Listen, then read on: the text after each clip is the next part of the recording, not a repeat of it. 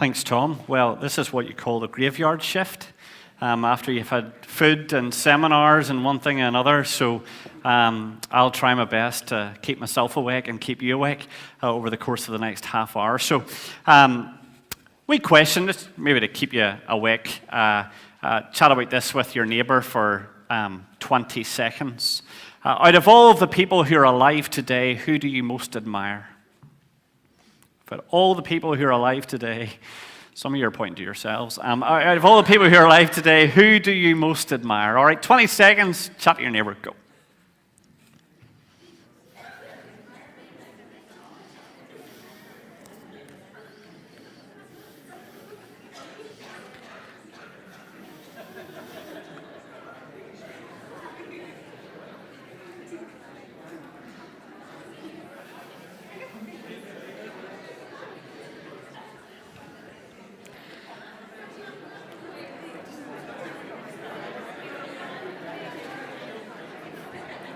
Okay, I'll not ask for any feedback. Every so often, the online market research group YouGov conduct a survey. They conduct various surveys, of course, all the time, but every so often they conduct a survey to ascertain who are the most admired people who are alive today. The latest survey they did in this was back in 2016.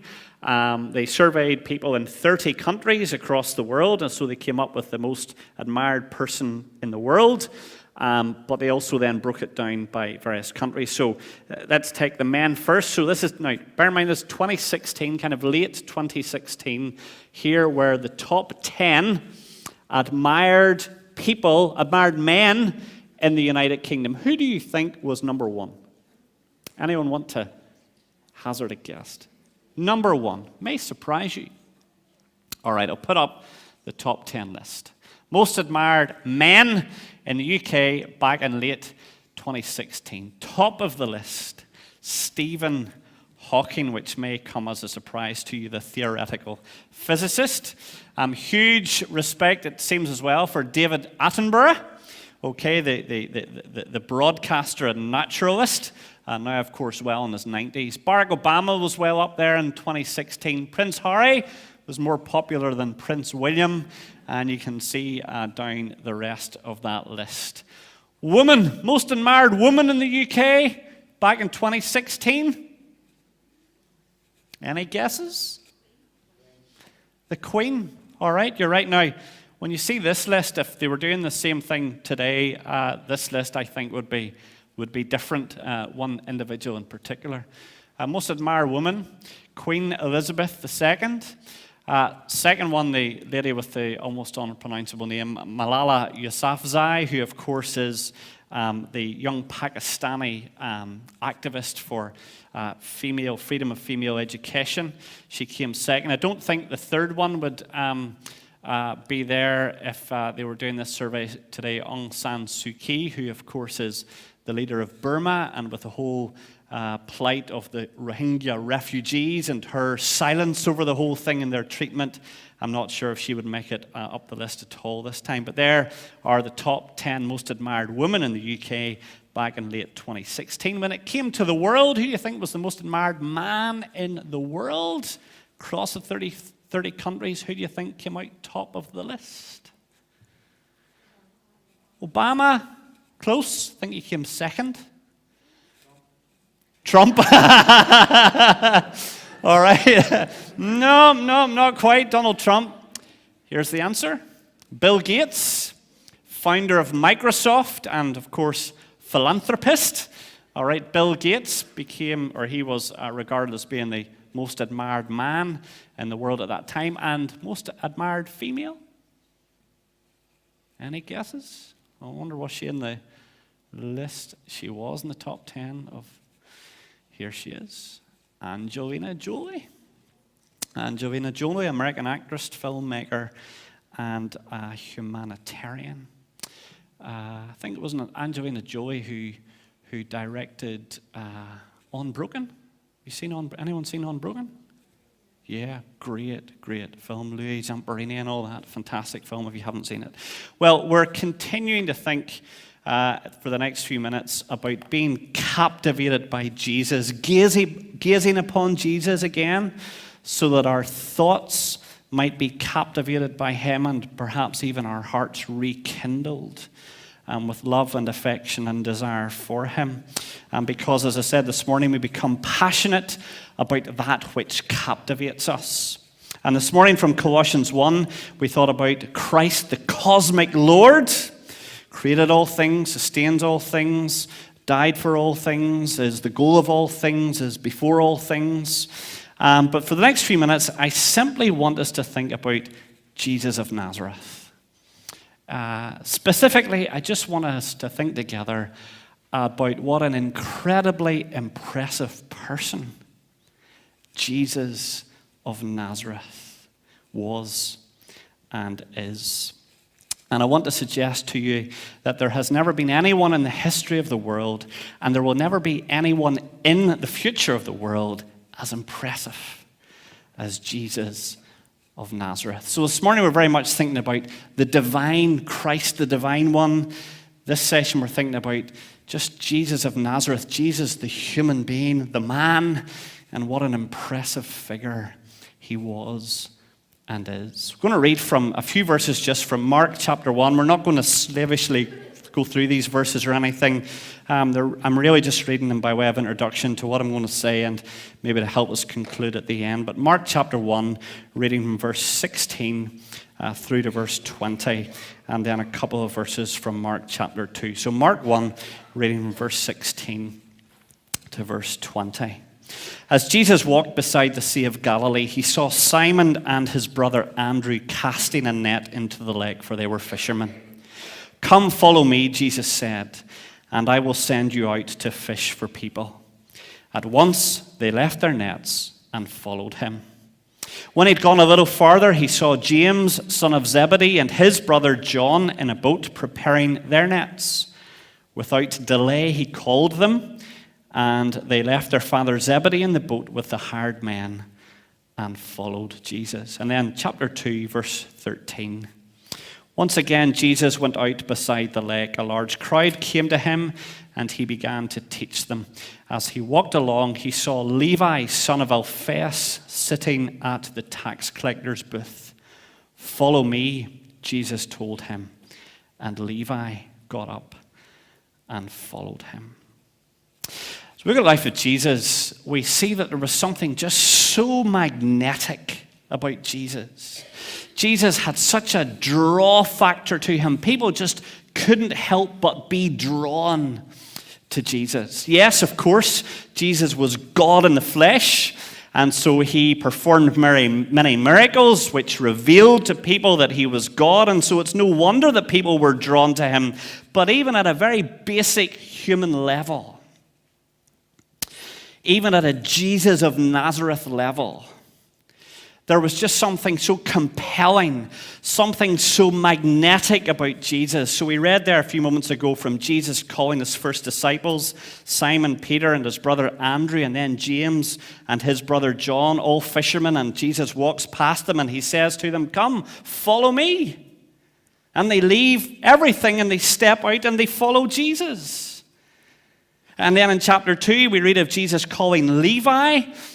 And he says to him, "Follow me." And Levi leaves the tax collector's booth where he's working, and he steps out and he follows Jesus. There was just something, it seems, that was so compelling, so magnetic about Jesus. People were just drawn to him. What is it then? What is so impressive about Jesus? Not just as the divine Lord, but what is so impressive about Jesus as a man, Jesus of Nazareth? And I want to suggest some things to you. So many more things we could think about, but here's just a few that I want to leave with you.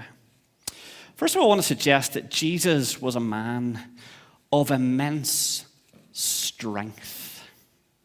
He was a man with immense strength. Just reflect, for example, for a moment on Jesus' physical strength. Now, of course, the Gospels don't tell us anything about Jesus' physical strength. But I wonder if you ever seen some of the guys who work on building sites. Some of the guys who are performing really manual tasks, kind of big, broad, strong shoulders, muscular arms, maybe rough, calloused hands, perhaps a vice-like grip. Just strong, physically capable guys. Now here's a question.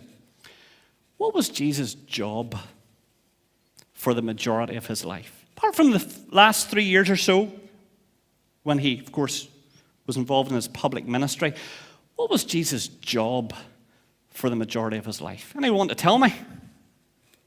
A carpenter. And we're not just guessing that. We're not just saying, well, his father Joseph was a carpenter, so Jesus must have been a carpenter. Mark chapter 6 tells us of an occasion when Jesus stood up to speak in the synagogue in his hometown of Nazareth, and the people were amazed at his teaching, and they actually say to each other, we're told in Matthew chapter 6, or in Mark chapter 6, verse 3, isn't this the carpenter? Isn't this the carpenter? And carpentry in those days was tough work. There were no transit vans. There were no forklifts. There was no electric machinery. There was none of that. It was a labor-intensive industry. And from what we read in history, carpenters in those days, well, they just didn't go down to J.P. Corey's or wherever it was, and buy a 4.8, a 3.5 inch, and away they went. They had to go out and fell trees for themselves. They had to not only work with the timber, but they had to source the timber and literally go out and find the wood and use the wood.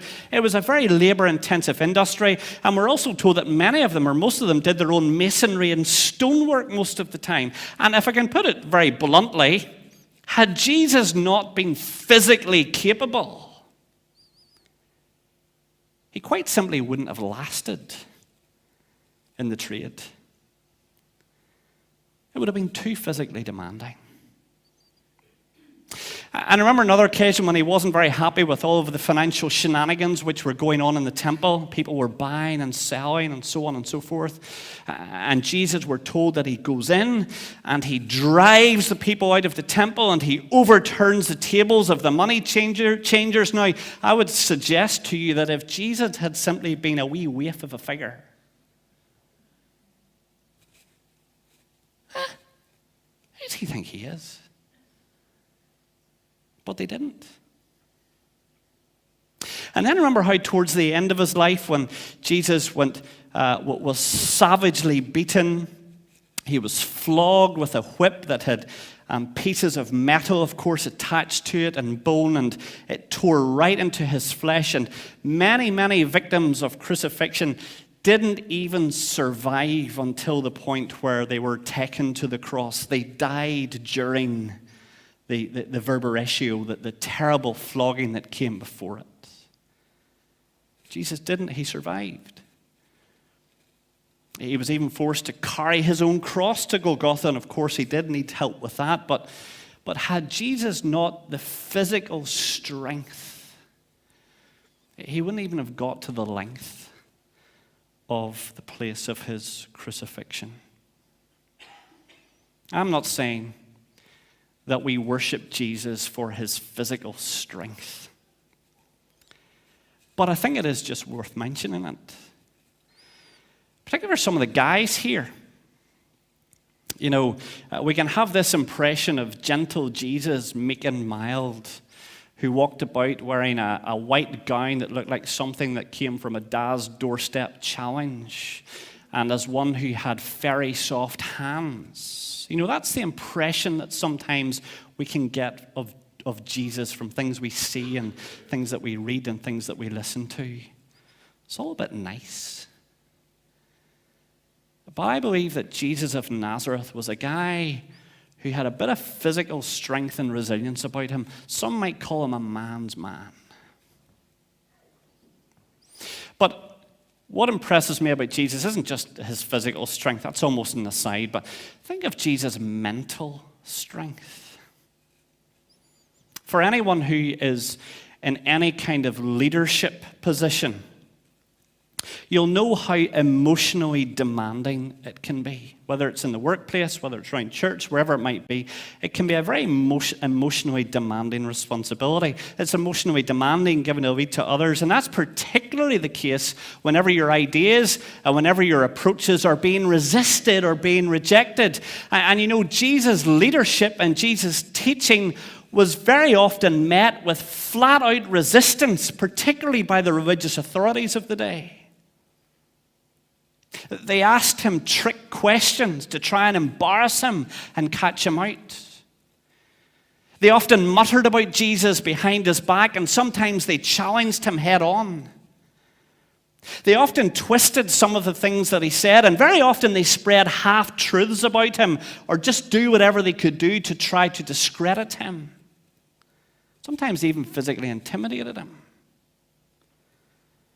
And Jesus not only had to contend with those who stood against him, but even some of his own followers at times couldn't bear the challenge of his teaching and his leadership. And we read, for example, in the Gospels, John chapter 6, verse 66, for example, that from that time on, many of his disciples turned back and no longer followed him. Even some of his followers unfollowed him as a result of some of the things he said and the challenges he laid down. Now, one with less mental resilience might have said, who needs this? Who needs this? And turned their back on their whole mission. But not Jesus. He never caved in. He never modified the message. He never lowered his challenge. He never walked away from giving leadership. And that takes incredible mental and emotional strength and resilience. Jesus of Nazareth, I think one of the appealing things about Jesus of Nazareth is his immense strength, not just physically, but particularly mentally. Just an immense strength and resilience about him. But he didn't just have immense strength, he was also one who had incredible sensitivity. Now, strength and sensitivity don't usually go together. Think of any strong, tough leader, and they're not often characterized by sensitivity as well. For example, in the world of business, strong, tough leaders aren't renowned for their sensitivity. Strong leaders are often people who see a job that needs doing or cuts that need making, and they'll act without much of a sensitivity hat on. You know, Alan Sugar, you're fired.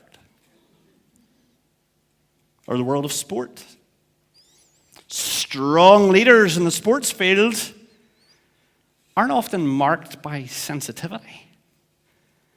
Alec Ferguson, strong leader, not the most sensitive. Roy Keane, strong leader in the pitch, not the most sensitive. And I'm not a Man United fan, by the way. Great strength and deep sensitivity rarely coexist in the same person. But they did in Jesus. Gospels record for us that the man who had power to halt the wind and the raging seas thoroughly enjoyed welcoming little children, talking with them, listening with them. The one who wielded the power to heal the sick and make the lame walk and the blind see was the same one who would pause and would weep over people and situations. This man whose public teaching sessions often attracted thousands of people would very often head off to one side and meet one-on-one with broken people, hurting people, troubled people, forgotten people, confused people. I get the impression sometimes as I read through the Gospels that Jesus' own disciples, you can almost hear it between the lines sometimes, that Jesus' own disciples were maybe even a little frustrated sometimes with Jesus' sensitivity towards others. You can almost hear them murmur at times, "Not again. We're trying to get here. Come on, not again." But Jesus' sensitivity and his compassion to human beings was so deep. It was a sensitivity and a compassion that knew nothing of race or gender or age or socioeconomic boundaries. Jesus always felt appropriately and acted accordingly. He always felt appropriately and acted accordingly. Immense strength, immense sensitivity. Thirdly, I'm so captivated by Jesus of Nazareth and his remarkable sinlessness. We hear about, and we read all the time about the private lives, the behind-the-scenes behavior of public figures, and it's often pretty ugly. Hardly a week goes past without someone who has been in the public eye being named and shamed for abusing their high-profile position in the public eye. And of course, over the past few weeks, those in leadership positions of various charities have increasingly have been put under the spotlight for some of their behavior and some of the scandalous things that they've been involved in. We're all susceptible to temptation or to ego or whatever. But the Bible tells us that not a single person could think of a single thing that they could point out that Jesus had done wrong morally in his life. It wasn't for want of trying. His opponents constantly tried to drag up any scrap of evidence that they could use to discredit Jesus. But they couldn't. And in the end, they had to come up with made-up charges to get some kind of trial brought against Jesus. As the writer of the Hebrews says, Jesus has been tempted in every way just as we are, yet was without sin. Oh, he was, I'm sure, presented with every opportunity to satisfy various desires or to do something for personal gain. Yet he was completely and totally and perfectly without sin. And for a high-profile public figure, that is remarkably impressive. During the week, I had to reread Luke chapter 4 again. It's the account where Jesus is sent out by his Father to spend 40 days in the wilderness, during which time he fasted. And we're told in Luke chapter 4, verse 2, that for 40 days he was tempted by the devil. It's not just that he was in the wilderness for 40 days and he was fasting, and one day, the devil decided that he would make an appearance and tempt Jesus. No, for 40 days, every day, Satan was there relentlessly tempting Jesus. I can just about manage fasting for a day. Then I begin to kind of feel weak and get dizzy and get a sore head and get grumpy and all that kind of stuff. But for 40 days. And there's Satan, you can hear, are you hungry yet? Hungry yet? Tummy rumbling yet? Just tell those stones to become bread. Sure, it's no big deal. No big deal. Who's going to know? Must be so lonely out here. What's this? Day 23? Must be so lonely. Just worship me and I'll give you all the popularity you want. For 40 days, Satan relentlessly tempting Jesus to indulge, and yet Jesus stands firm. And that's just that 40 days. I'm sure throughout Jesus' life and ministry, Satan was there plenty of the time. Yet Jesus' remarkable sinlessness. Yet at the same time, he was no killjoy. He was no bore. Jesus didn't isolate himself from people. He went to their parties. He enjoyed meals in their homes. There was a joy about Jesus. People loved to engage with Jesus. There was an attractiveness to Jesus. And yet he remained completely without sin. Jesus of Nazareth, his immense strength, his incredible sensitivity, his remarkable sinlessness. Fourthly, Jesus of Nazareth was a man with focused simplicity. Focused simplicity. Usually when someone becomes very popular and they are a major figure in the public eye, their lives become more and more complicated. We see it happening today to famous people. People become more and more famous, and what happens? They erect walls of bureaucracy around themselves so that normal, everyday people just can't get close to them anymore. Their lives are lives of carefully guarded security. Their lives are lives of fine food, fine drink, whatever it might be.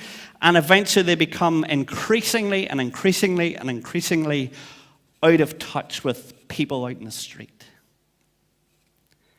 They become isolated. They become insulated. Too busy, too important for everyday people. And even some Christian leaders these days. I was talking with a friend of mine the other day. He is Nigerian. And he was telling me about some of the pastors of the big Nigerian churches in Nigeria and also in the UK. Some of these big churches and these almost Nigerian celebrity pastors. And it's got to the point where some of the pastors, they're brought into the church during the service by bodyguards 15 minutes before they stand up to preach.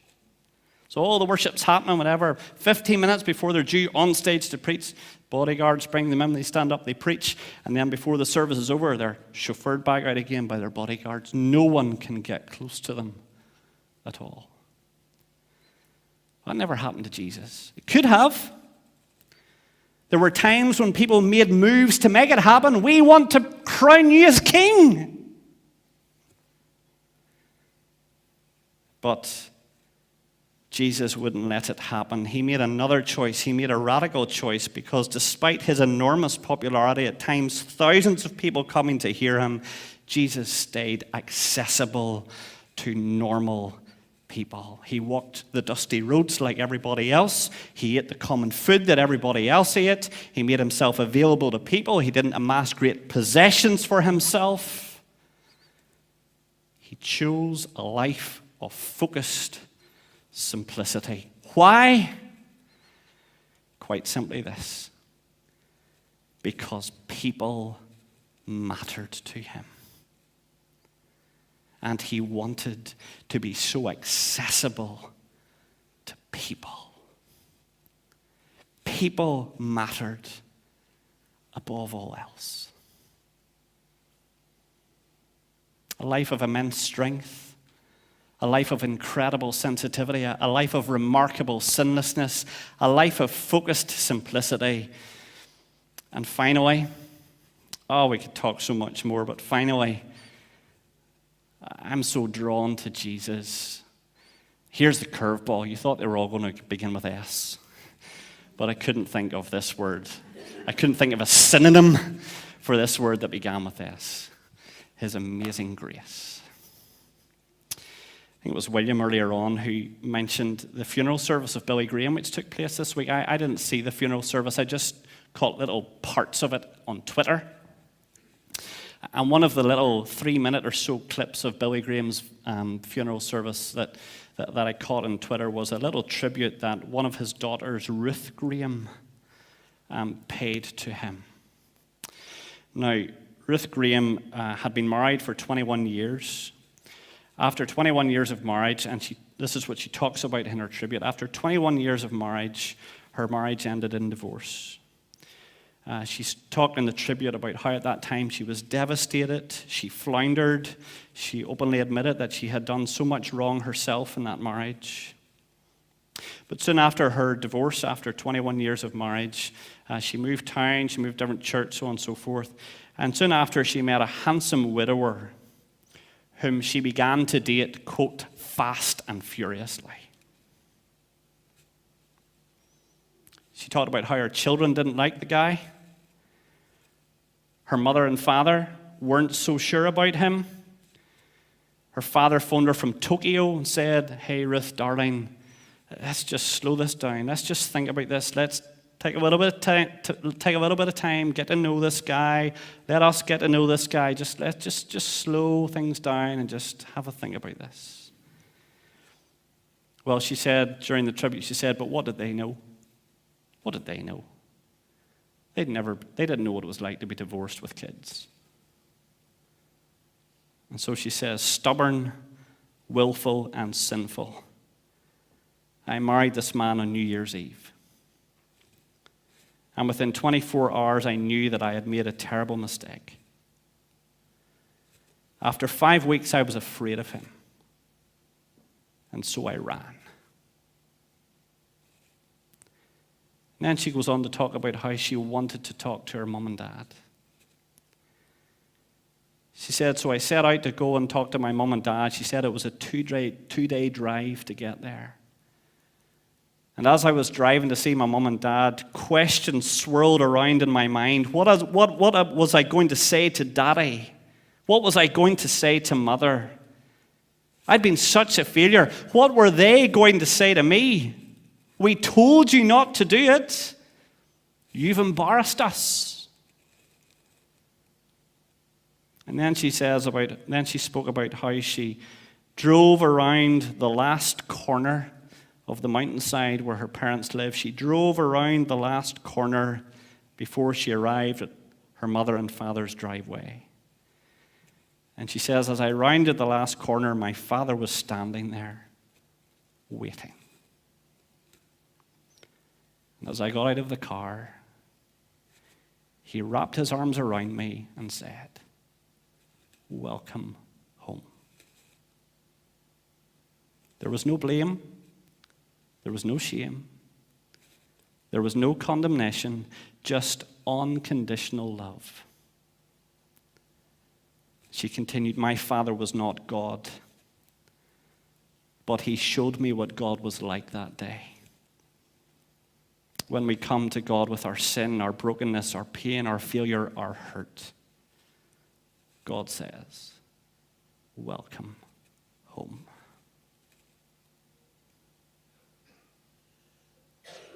I think of the amazing grace, the amazing unconditional love that Jesus of Nazareth, who of course was God with a face.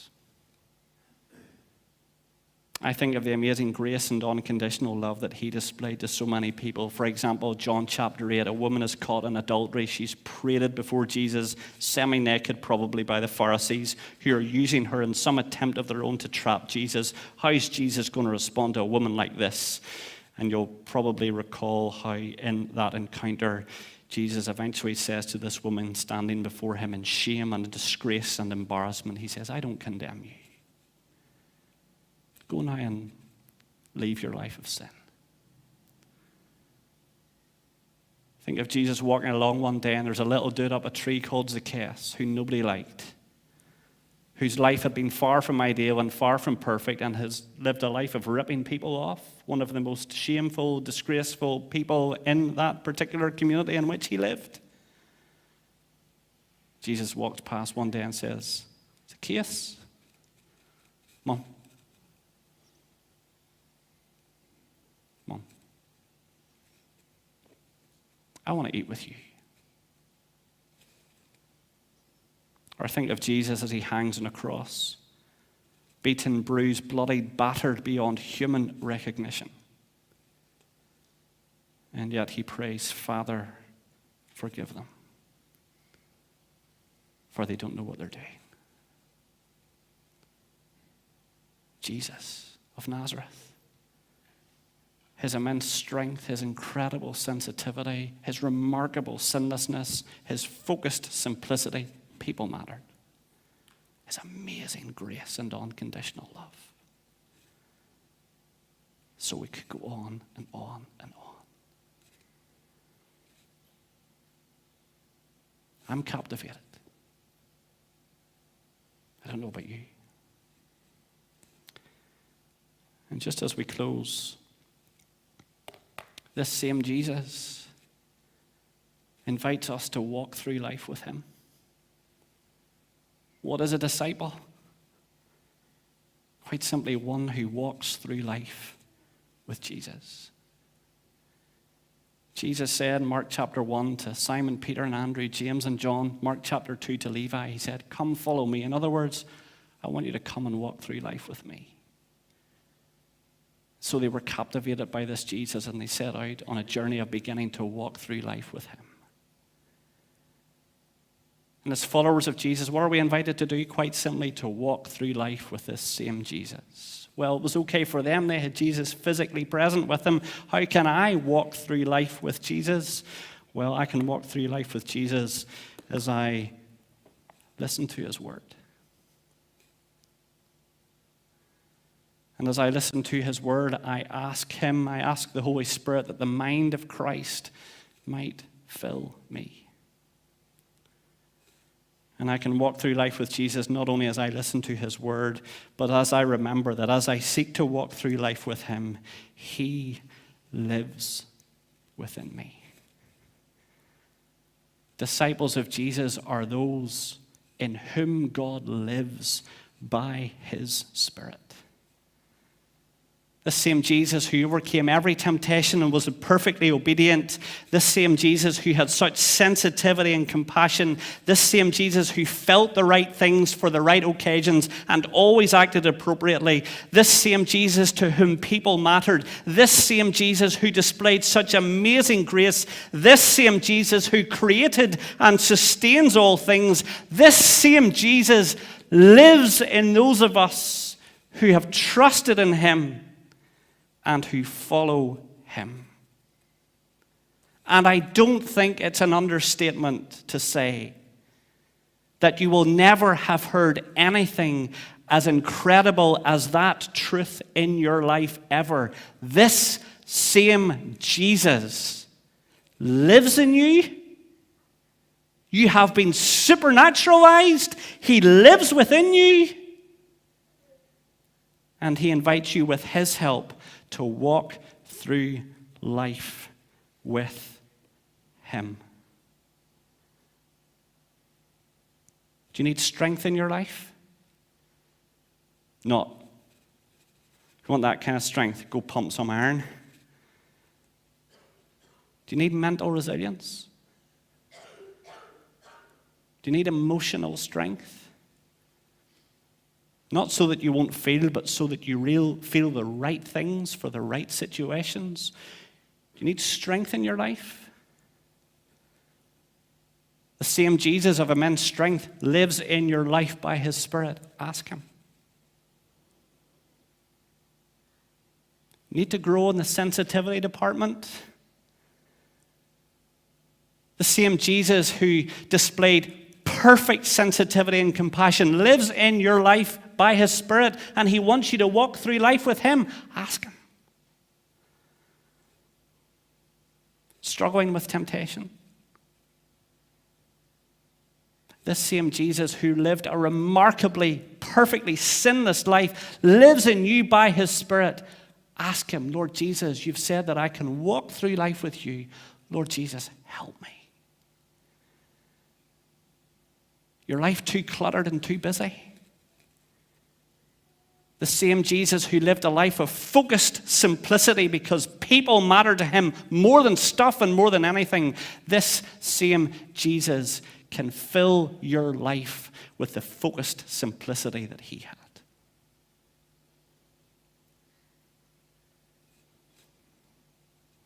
Are you like me? One who is in need. of amazing grace and abounding love. This same Jesus invites you to walk through life with him and experience his amazing grace and his boundless love, and wants you to ask him to fill you with that same amazing grace and boundless love towards others that he himself displayed. The same Jesus of Nazareth invites us to walk through life with him. And as I close, the same Jesus calls us to increasingly put him first. Peter and Andrew, James and John, Levi, they left. They followed him, and they didn't always get it right from that point on. At times they didn't put him first. But that day, a journey began in their lives of learning to walk with Jesus and increasingly learning to put him first. And so the same Jesus who created all things, who sustained all things, who died for all things, who is before all things, who is the goal of all things, the same Jesus who displayed such immense strength and incredible sensitivity and remarkable sinlessness and focused simplicity and amazing grace, this same Jesus says to you and says to me, hey, follow me, follow me. Increasingly put me first in your life. Because when you follow me, when you put me first, you're saying that you are truly captivated by me. And for those who follow me, there is life, there is risk, there is suffering, but there is life, and there is joy, and there is fullness, and there is glory. Captivated. Are you captivated? I trust that something of what I've shared with you today will have captivated your mind and in some way rekindled your heart to Jesus. Because we're only passionate over that with which we're captivated. And I would encourage you, whatever you talk about discipleship going forward, and it's great that you're focusing on discipleship, but do not lose sight of the one who we're called to follow. Let's fix our eyes on Jesus and be increasingly captivated by him.